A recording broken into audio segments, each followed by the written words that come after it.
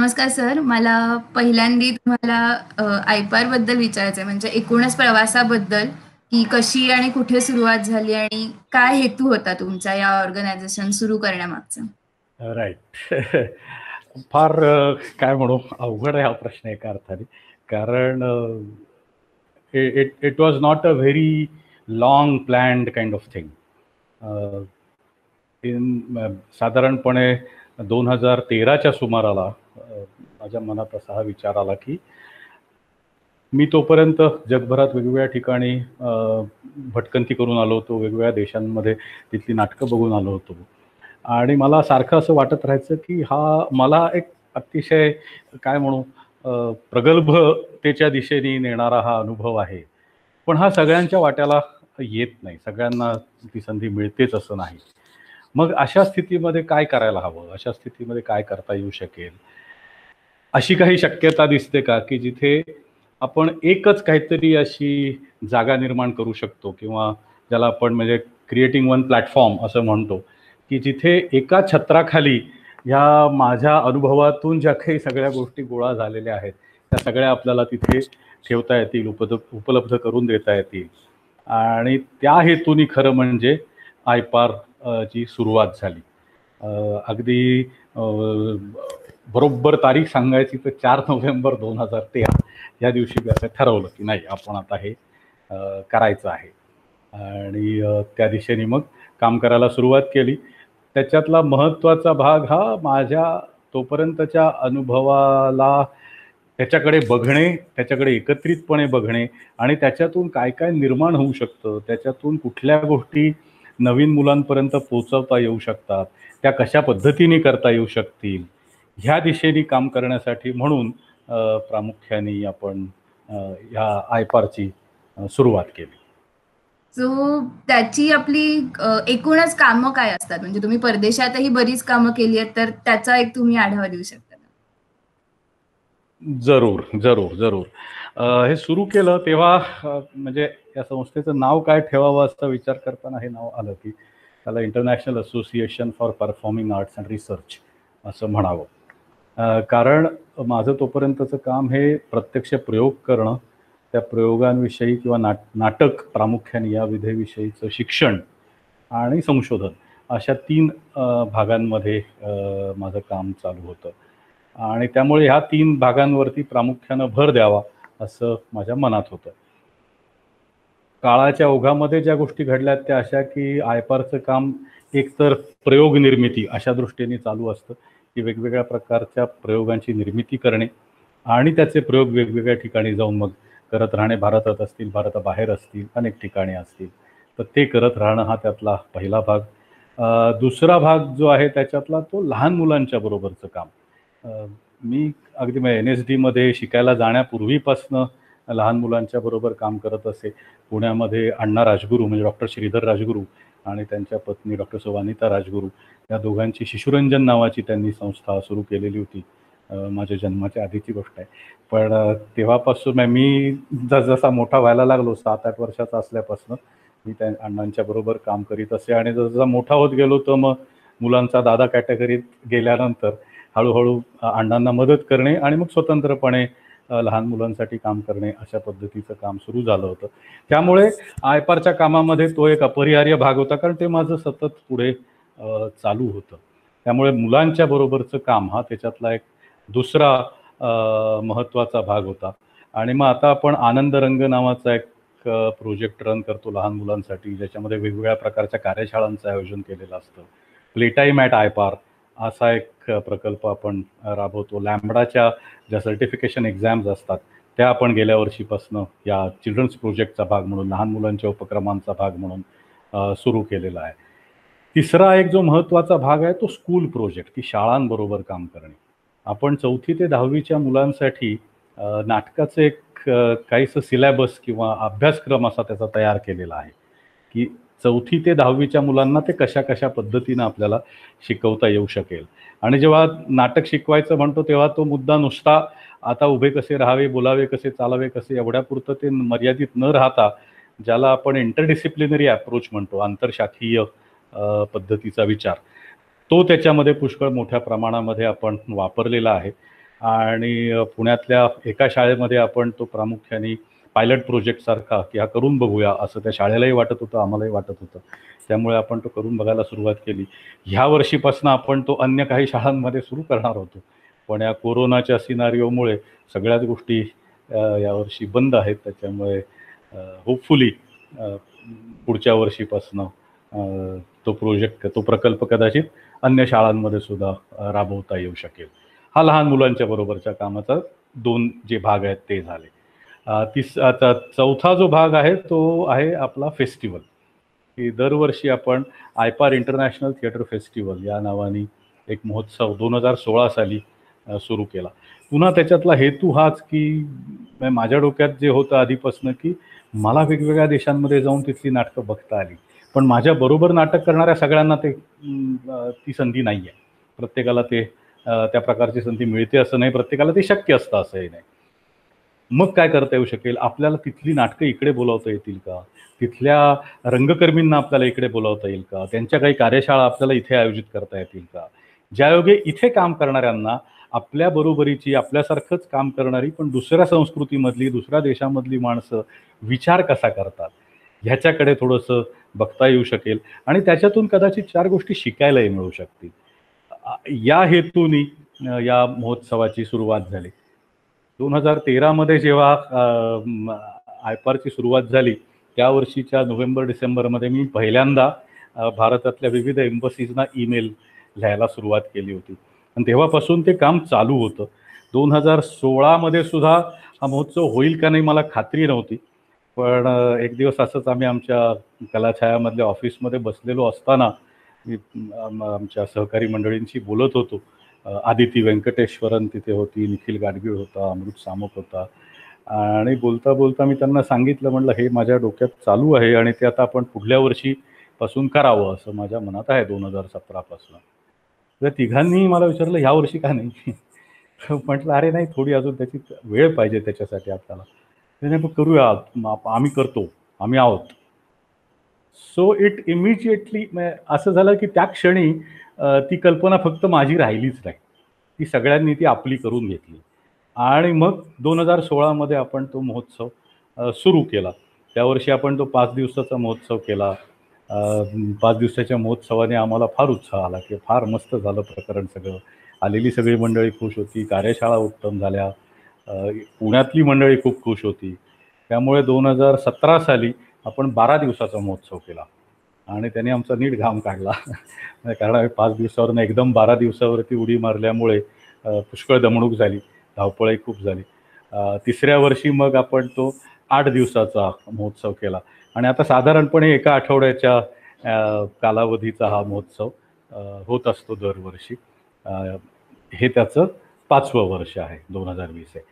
आणि शेवटचा जो भाग आहे आयपारच्या कामाचा तो म्हणजे शेवटचा जो आर आहे आयपारमधला, रिसर्च, संशोधन अशा अर्थाने. त्याच्यामध्ये माझा स्वतःचा काय म्हणू, मला अतिशय जवळचा वाटणारा विषय जो आहे तो आर्ट्स आणि एंटरप्रेन्योरशिप असा आहे. म्हणजे कला आणि उद्योजकता, की कलावंतांनी कलेच्या क्षेत्रात काम करताना उद्योजक म्हणून त्याच्याकडे कशा पद्धतीने बघता येऊ शकेल.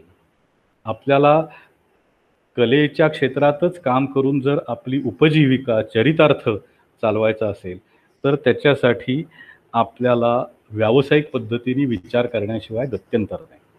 आणि व्यावसायिक म्हणजे वाईट असं दरवेळेला मानण्याचं कारण नाही. दुर्दैवाने आपल्याकडे कलेच्या क्षेत्रामध्ये हा विचार खूप प्रबळ आहे की मी कला विकणार नाही किंवा मी माझा आत्मा विकणार नाही. तर मी नेहमी यंगस्टर्सना सांगतो की कोणालाही तुझ्या आत्म्यामध्ये रस नाही आहे, कोणालाही तुझा आत्मा घेऊन कुठेही जायचं नाही आहे. तुझा आत्मा तुझ्याकडेच राहणार आहे. पण तू जर नाटकाचा प्रयोग लावून त्याला तिकीट लावणार असशील तर तू ते विकणार आहेस, हे लक्षात घे. कला विकणे आणि टूथपेस्ट विकणे याच्यात फरक आहे. तो फरक आपल्याला नक्की माहिती असला तर आपल्याला या शब्दांनी अडकायला होत नाही, आपल्याला गडबडायला होत नाही.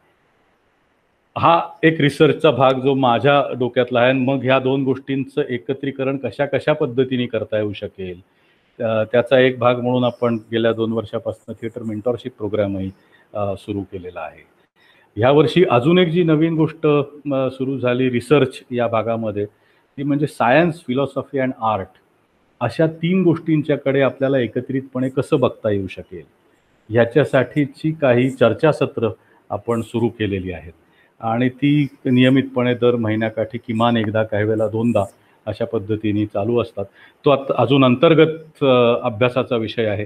त्यामुळे आयपारमध्ये इन्व्हॉल्व्ड असलेली जी मंडळी आहेत ती नियमितपणे जमून या विषयावरती काम करत असतात, बोलत असतात.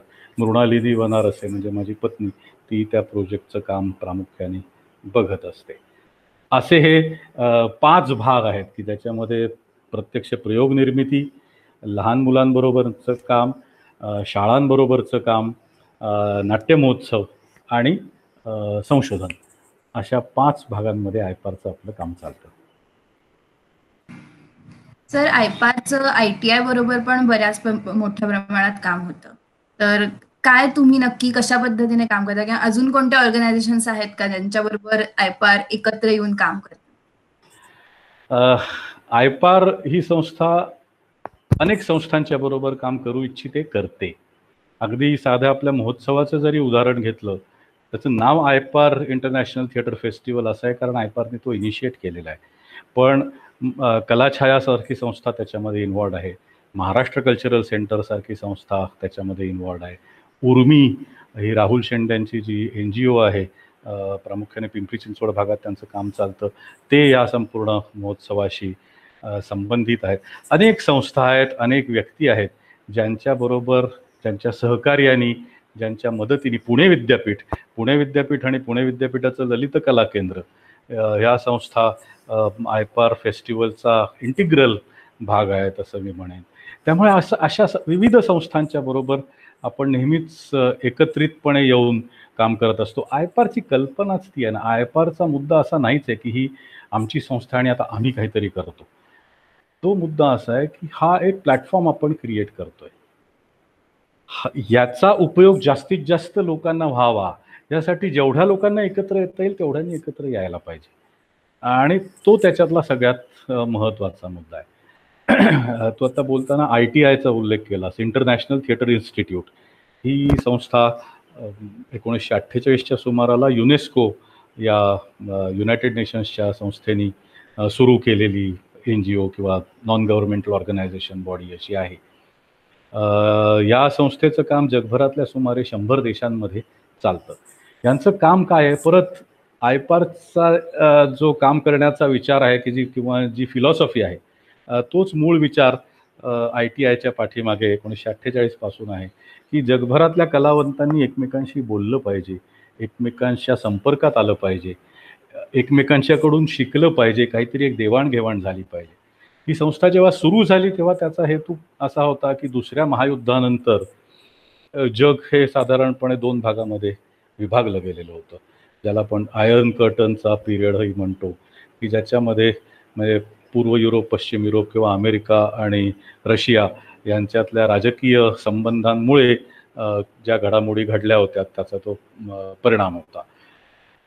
त्या कालावधीमध्ये तिथल्या काही कलावंतांना, तिथल्या काही शिक्षण तज्ज्ञांना असं वाटलं की हे बरोबर नाही, ह्याच्यावरती आपल्याला काहीतरी मार्ग काढायला पाहिजे आणि म्हणून इंटरनॅशनल थिएटर इन्स्टिट्यूट या संस्थेची स्थापना झाली. तर 1948 साली या हेतूने या इंटरनॅशनल थिएटर इन्स्टिट्यूटची स्थापना झाली. सुरुवातीच्या काळात 12 देश या संस्थेचे सदस्य होते आणि 1962-63च्या नंतर त्यांनी हळूहळू जगभरातल्या इतर देशांना त्याच्यामध्ये सामावून घ्यायला सुरुवात केली. मी मगाशी म्हणलं तसं या घडीला सुमारे 100 देश या संस्थेचे सदस्य आहेत आणि त्याचं भारतातलं काम आयपारच्या माध्यमातून आपण बघत असतो. त्याचं काम म्हणजे काय, तर प्रामुख्याने माहिती अधिकाधिक लोकांपर्यंत पोहोचवणे. जी जगभरातून माहिती एकत्रित या संस्थेकडे येत असते ती जगभरामध्ये वितरित करणे हे त्या संस्थेचं मुख्य काम आहे. की बुवा कोसोवो या देशामध्ये काहीतरी एक नाट्य महोत्सव होणार आहे आणि त्यासाठी त्यांनी जगभरातून प्रवेशिका मागवलेल्या आहेत. तर हे भारतात बसलेल्या रंगकर्मीला कसं कळावं, तर ते भारतातल्या केंद्राचं काम आहे की तुम्ही भारतामध्ये याची माहिती प्रसृत करा. अर्थात आपला देश एवढा मोठा आहे की ती माहिती सगळ्यांच्यापर्यंत दरवेळेला पोचत असेलच असं नाही, पण आपण त्याची सुरुवात केली आहे. सोशल मीडियाचे वेगवेगळे जे प्लॅटफॉर्म्स आहेत, फेसबुक असेल, इंस्टाग्राम असेल, त्याच्यावरून ही माहिती सातत्यानं जात असते. आयपार ही संस्था या इंटरनॅशनल थिएटर इन्स्टिट्यूटचं भारतीय केंद्र म्हणून काम करत असल्यामुळे आयपारनी एक न्यूजलेटर दरमहा काढायला सुरुवात केलेली आहे. त्याच्यामध्ये दर महिन्याला इंटरनॅशनल थिएटर इन्स्टिट्यूटकडून आलेल्या माहितीचा काही भाग हा दर महिन्याला आपण लोकांच्यापर्यंत पोहोचवण्याचा प्रयत्न करत असतो. या पद्धतीने त्याचं काम चालतं. आणि मुख्य मुद्दा परत तोच की जगभरातल्या मंडळींनी, जगभरातल्या कलावंतांनी एकत्रितपणे येऊन एकमेकांशी बोलावं, विचारांची देवाणघेवाण व्हावी आणि त्याच्यातून काहीतरी निर्माण होऊ शकतं. ते काय होऊ शकेल ह्याच्याकडे बघता यावं. सर, आयपारचं वेगळेपण काय आहे असं तुम्हाला वाटतं? म्हणजे पुण्याला आपण सांस्कृतिक शहर म्हणून म्हणतो, तर त्या शहरामध्ये आयपारचं काय कॉन्ट्रीब्युशन आहे असं तुम्हाला वाटतं? आयपारचं काय कॉन्ट्रीब्युशन आहे हे खरं म्हणजे बाकीच्यांनी सांगण्याची गोष्ट आहे, ती मी सांगण्याची गोष्ट नाही आहे एका अर्थाने. मला नेहमी असं वाटतं की म्हणजे आयपारनी काय केलं असं जर मी आता उलटा विचार केला तर मला असं वाटतं की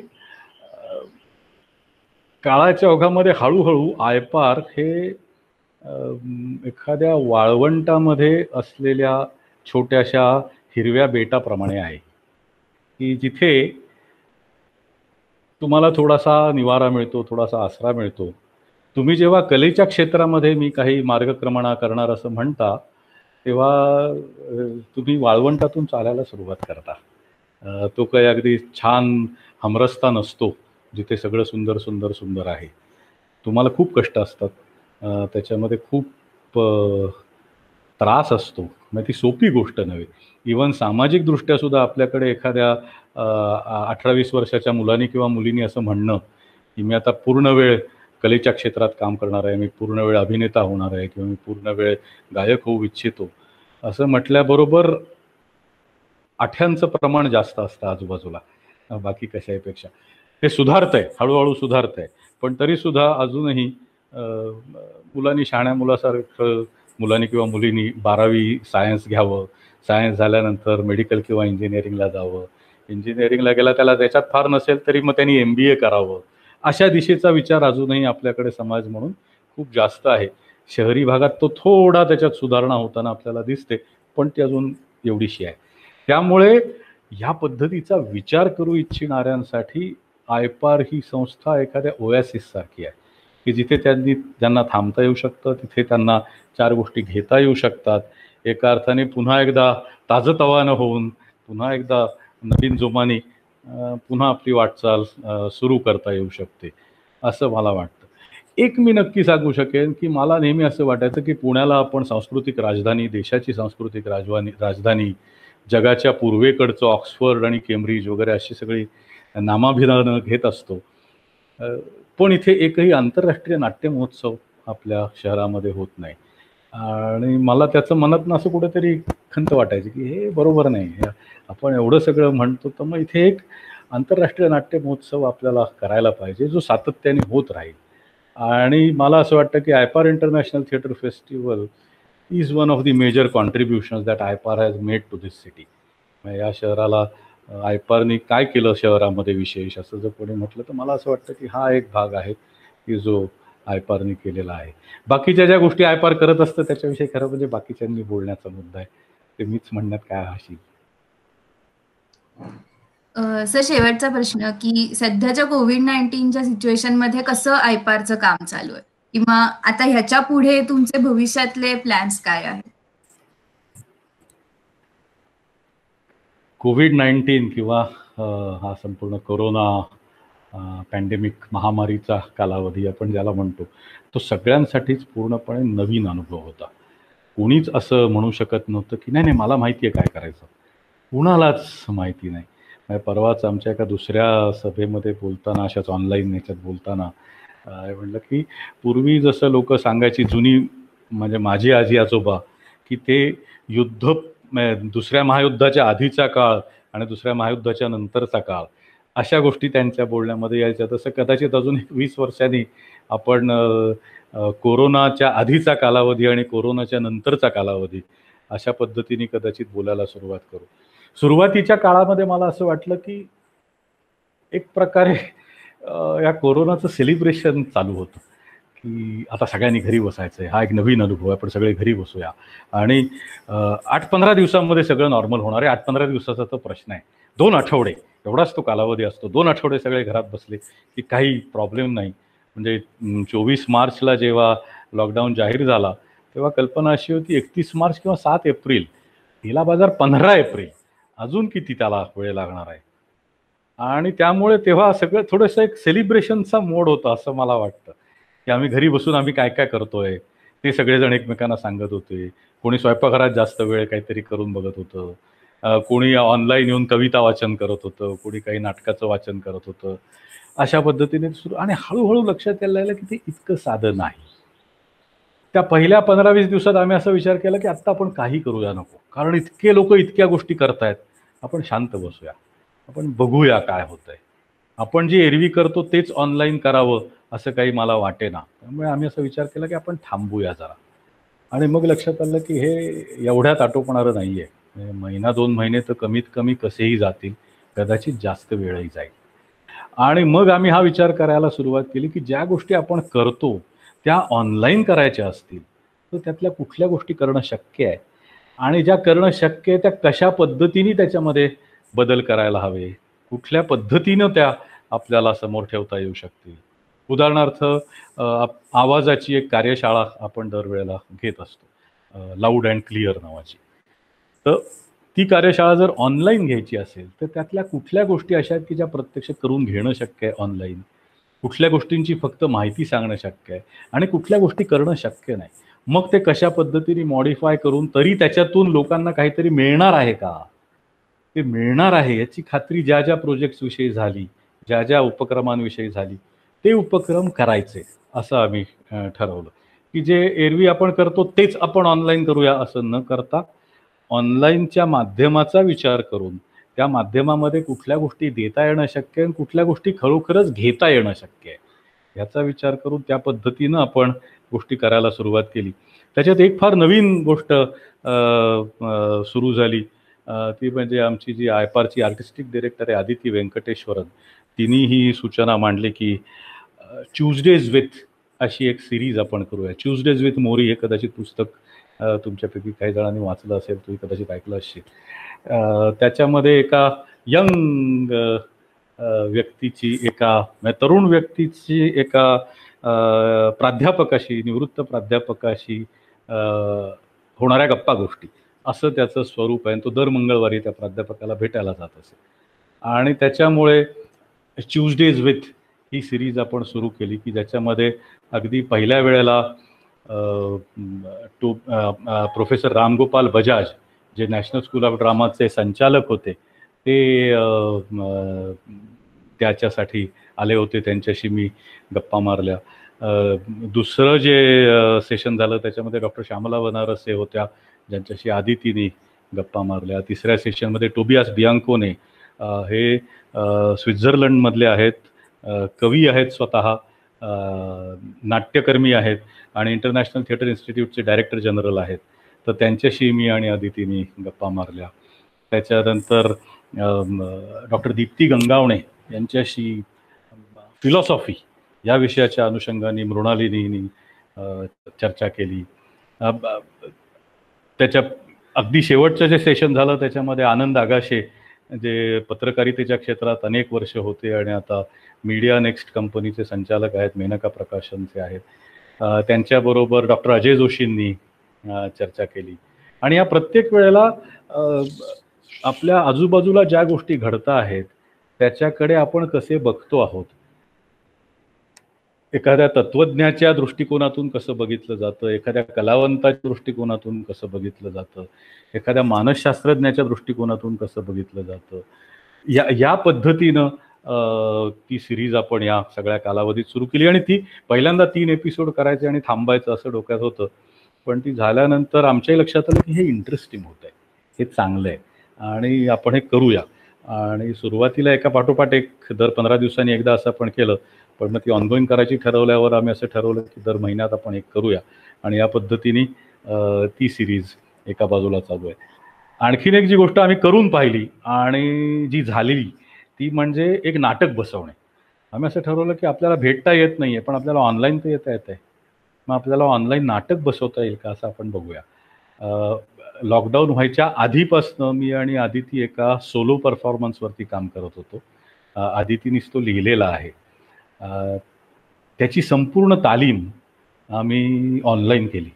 अ, ती आणि मी आणि आमचा संगीतवाला मनुष्य, असे आम्ही तिघंजण एका वेळेला ऑनलाईन येत असू आणि इनिशियली चर्चा व्हायच्या.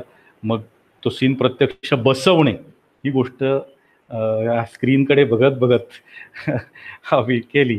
आणि आता आपल्याला एकमेकांना भेटता येत आहे, तर गेल्या आठवड्यामध्ये आम्ही पहिल्यांदा प्रत्यक्ष परत कलाछायामध्ये भेटू शकलो. आणि आता त्याच्यातल्या कोरिओग्राफीच्या भागावरती काम चालू आहे आणि पुढच्या आठवड्यामध्ये आपण पुन्हा स्टँडिंग रिहर्सल्स करून होपफुली ऑक्टोबरच्या पहिल्या आठवड्यामध्ये आम्ही त्याचा पहिला प्रयोग करू शकू, असं मला वाटतंय.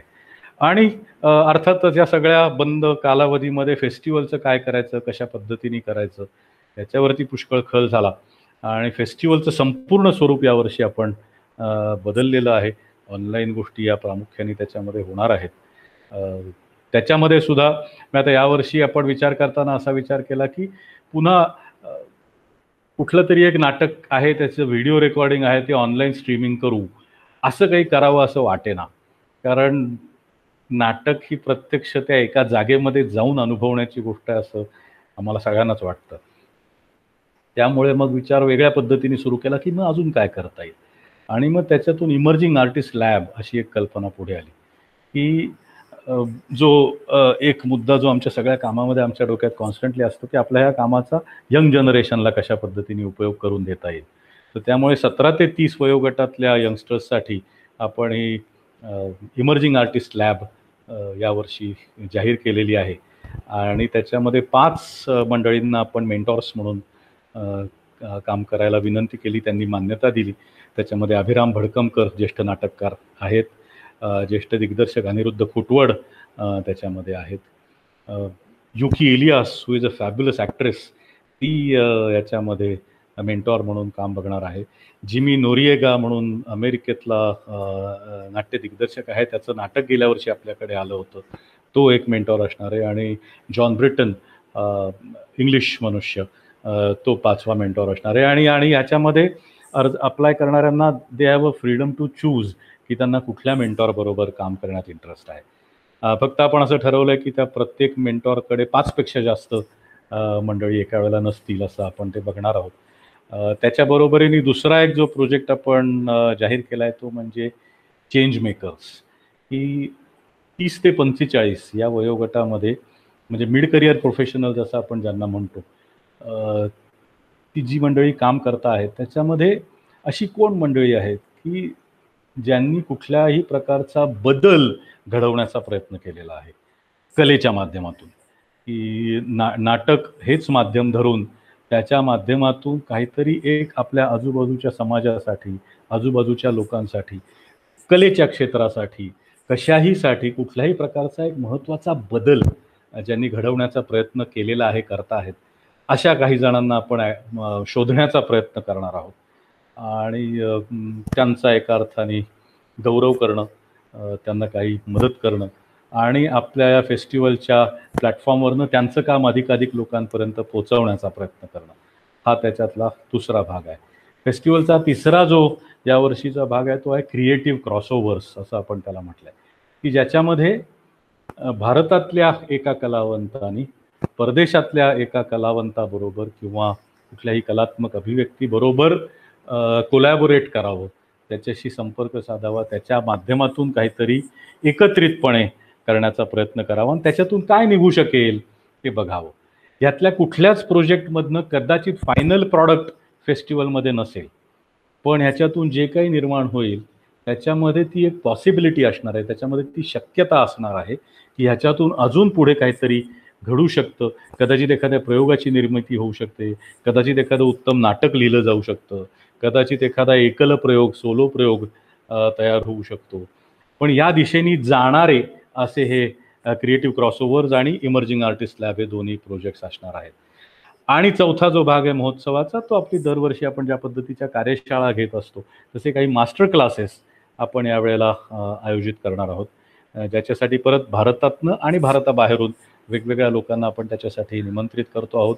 हे ऑनलाईन असणार आहेत आणि हे काम गेल्या सगळ्या कोरोनाच्या काळामध्ये आयपारच्या ज्या विविध गोष्टी चालू आहेत त्या काही प्रत्यक्ष घडणाऱ्या आणि काही भविष्यात घडणाऱ्या अशा पद्धतीचं हे सगळं आहे. 2006 पासून मी भारतातून नाट्यप्रयोग भारताबाहेर घेऊन जायला सुरुवात केली आणि माझा त्यावेळेला हेतू असा होता की आपण जर परदेशात नाटक घेऊन जात असू तर परदेशातल्या परदेशी लोकांनी ती नाटकं पाहिली पाहिजेत. म्हणजे मी जर इथून नाटक घेऊन इंग्लंडला जाणार असेल तर इंग्लंडमधल्या ब्रिटिश थिएटर प्रॅक्टिशनर्सनी माझं नाटक पाहिलं पाहिजे. इथून तिथे जाऊन तिथल्या परत फक्त महाराष्ट्र मंडळामध्ये प्रयोग करायचा असं मला काही मजा वाटेना. कारण म्हणजे मग काय ती चांगलीच गोष्ट आहे, त्यात गैर काहीच नाही आणि मला तेही करायला आवडतं, त्याच्यात काही प्रश्न नाही.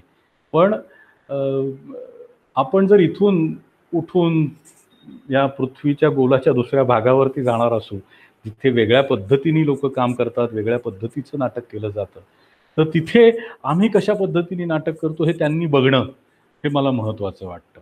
म्हणजे आपलं नाटक तिथे पोचणं हा त्यातला एक भाग झाला. त्याचबरोबर मला असं वाटतं की त्यांनाही कदाचित त्याच्यातनं 4 गोष्टी शिकता येतील. जसं त्यांचं नाटक इथे आपण बघितलं तर आपल्याला 4 गोष्टी शिकायला मिळतात, तसंच आपलं नाटक तिथे झालं तर त्यांनाही 4 गोष्टी मिळणार आहेत. तर हा एक महत्त्वाचा फॅक्टर माझ्या डोक्यामध्ये चालू होता आणि 2006 पासून मी वेगवेगळी नाटकं परदेशी घेऊन जायला सुरुवात केली. 2013 मध्ये जेव्हा आयपारची सुरुवात झाली तेव्हा मी मगाशी बोलताना जसं म्हटलं की परफॉर्मन्सेस, प्रयोग निर्मिती हा एक त्याचा महत्त्वाचा भाग आहे. तसं आपण द बॅलन्सिंग ॲक्ट नावाच्या नाटकाची निर्मिती केली. टायटस अँड्रॉनिकस नावाच्या शेक्सपिअरच्या नाटकाची निर्मिती केली. ही दोन्ही नाटकं मी बसवली होती. त्यानंतर आदिती व्यंकटेश्वरन हिनं दिग्दर्शित केलेलं इन ट्रान्झिट हा प्रयोग जे नॉनव्हर्बल थिएटरचा भाग आहे किंवा थिएटर मुवमेंट थिएटरचा भाग आहे, त्याचे प्रयोग आपण केले. आणि टायटस अँड्रॉनिकस वगळता त्याची कास्ट खूप मोठी होती, ते घेऊन आम्हाला काही फार प्रवास कुठे करता आला नाही. पण उरलेल्या दोन्ही नाटकांना घेऊन आम्ही वेगवेगळ्या ठिकाणी गेलो. म्हणजे भारतात वेगवेगळ्या ठिकाणी प्रयोग केलेच, पण त्याबरोबरीने श्रीलंका, स्पेन, पोलंड, रोमेनिया अशा वेगवेगळ्या देशांमध्ये आपण त्याचे प्रयोग केलेले आहेत. आणि इथून पुढेही तो एक भाग आपण सातत्यानं करत राहणार आहोत की आपल्या इथे नाट्यनिर्मिती करणे आणि त्या नाट्यनिर्मितीचे प्रयोग हे फक्त भारतातच नाही तर भारताबाहेरही वेगवेगळ्या ठिकाणी घेऊन जाणे, वेगवेगळ्या ठिकाणी त्याचे प्रयोग करणे हा त्याच्यातला एक महत्त्वाचा भाग आहे. मला असं वाटतं की सांस्कृतिक देवाणघेवाण असा आपण जेव्हा विचार करतो तेव्हा त्याचा हा एक महत्त्वाचा भाग असतो की आपल्याकडची कलाकृती दुसऱ्या देशामध्ये घेऊन जाऊन तिथे त्याचं सादरीकरण करणे, तिथे ह्या कलेच्या क्षेत्रामध्ये काम करणाऱ्या लोकांनी ते बघणे आणि त्याला प्रतिसाद देणे, कारण त्याच्यातून आपलंही शिक्षण होतं आणि त्यांचंही शिक्षण होतं. तर हा एक महत्त्वाचा भाग आयपारच्या कामामध्ये चालू आहे आणि तो तसा चालू राहणारही आहे.